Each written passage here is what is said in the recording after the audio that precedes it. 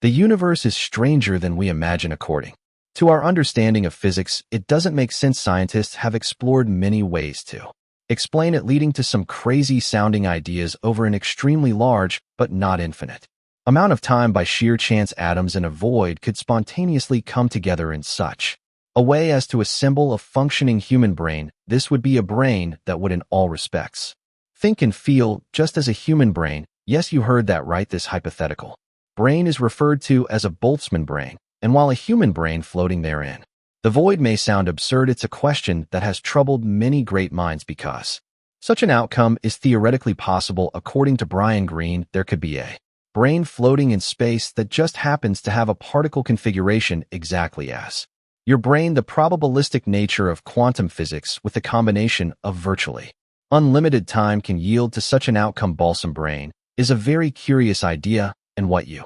recognize is that the combination of virtually unlimited time together with the probabilistic nature of the quantum laws yields a very potent combination, because a quantum mechanics says that something can happen even with an incredibly small probability. If you wait long enough, you're virtually assured that that unlikely event will at some point happen. And when it comes to the nature of thought, the most probable, although incredibly unlikely event that the universe allows to happen is that particles that are floating through the void, every so often a couple, then can smash into each other and stick together, or through the energy of their collision, create a new particle. And every so often a third particle can come in. Sometimes they'll fall apart, but sometimes it'll happen again if you wait long enough. One of the processes that can happen is particles can just randomly come together to yield a brain that can be imprinted by virtue of the particle arrangement with the very thoughts that you or I currently possess. The Boltzmann brain argument suggests that it is more likely for a single brain to spontaneously and briefly form and a void complete with a false memory of having existed in our universe than it is for the universe to have come about as the result of a random fluctuation in a universe in thermal equilibrium. In addition, in many theories about the universe, human brains appear to be vastly less likely than Boltzmann brains will be in the future. This leads to the conclusion that statistically, human brains are likely to be Boltzmann brains. So this is a curious idea. What's really disturbing about it is if you ask yourself, or if I ask you perhaps, like, where did your brain come from? But I think most of us would give an account that would say, look, I was born,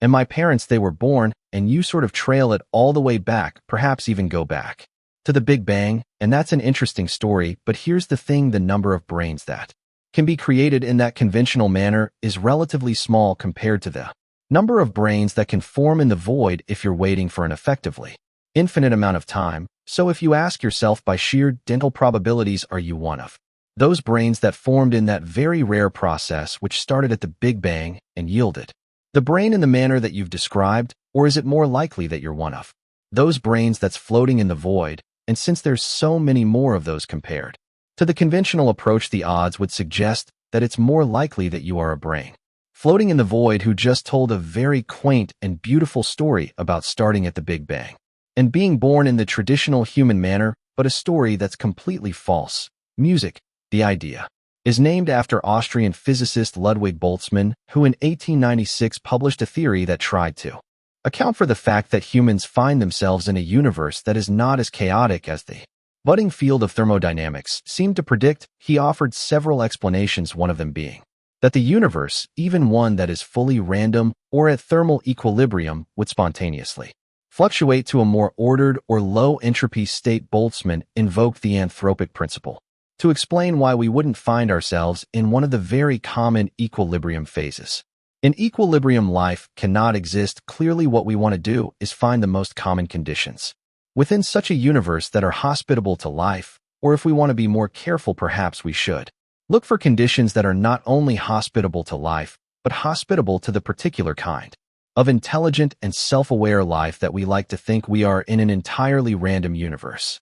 Our brains should be at equilibrium with the rest of the surroundings. Since high entropy is synonymous with high disorder, our brains should be degenerating and slowly breaking down, yet we humans manage to grow old with a functioning brain, remember things, and gain knowledge throughout our lives. Our brains don't seem to be at equilibrium with the rest of our environment, much like everything else in our universe. While the first law of thermodynamics states that energy can neither be created nor destroyed, but only altered in form. The second law of thermodynamics says that the entropy of a closed system always increases since the universe that we know of is a closed system. We would expect the entropy to increase over time. This means that given enough time, the most likely state of the universe is one where everything is in thermodynamic equilibrium, but we clearly don't exist in a universe of this type since, after all, there is order all around us in various forms, not the least of which is the fact that life exists. Many scientists think that there is some yet to be revealed error in present physics theories that could explain our existence. One has to bear in mind that the second law of thermodynamics about the increase in entropy is not a law in the conventional sense of law. The second law of thermodynamics should really be called the second tendency of thermodynamics, the second overwhelming likelihood of thermodynamics, because it's a probabilistic statement that says it's overwhelmingly likely that if particles are seeded out to the world, they will evolve in a manner that increases their entropy, but that tendency can be violated, right? I mean, if I take a handful of 100 pennies and I throw them on the floor, we all know that it's highly likely that it'll be roughly 50 heads or 50 tails in that grouping. We also know, however, unlikely that it could turn out that they're all heads. We wouldn't want to bet on it. We wouldn't want to hold our breath waiting for it to happen. But that move toward order, that move toward low entropy, is not in some sense in violation of the laws of physics. It's just highly unlikely, and similarly, the move toward order in the universe is just an unlikely move. It's not one that the laws of physics prevent. According to Brian Greene, you can have pockets of order forming within the overall tendency toward disorder. So even if we do reach this state that looks like maximal entropy of particles filling the void, much as we're talking about with the Boltzmann brains, those particles can, like the pennies, they can do the analog of landing all heads. If you wait long enough, the pennies will land all heads. If you wait long enough, some structure, however unlikely, however much it violates the second law of thermodynamics, will happen. So you never reach a state of ultimate stasis where absolutely nothing can happen. You reach a state where it's increasingly unlikely for things to happen, where the time scales for those unlikely things gets longer and longer. But if the Boltzmann argument is right, then all we think we know and experience didn't really happen. Your sense of self is just a statistical fluctuation in a Boltzmann brain. In the future, you most likely came into being by fluctuation in this instant, so your memory watching this video is just as fabricated as every other memory.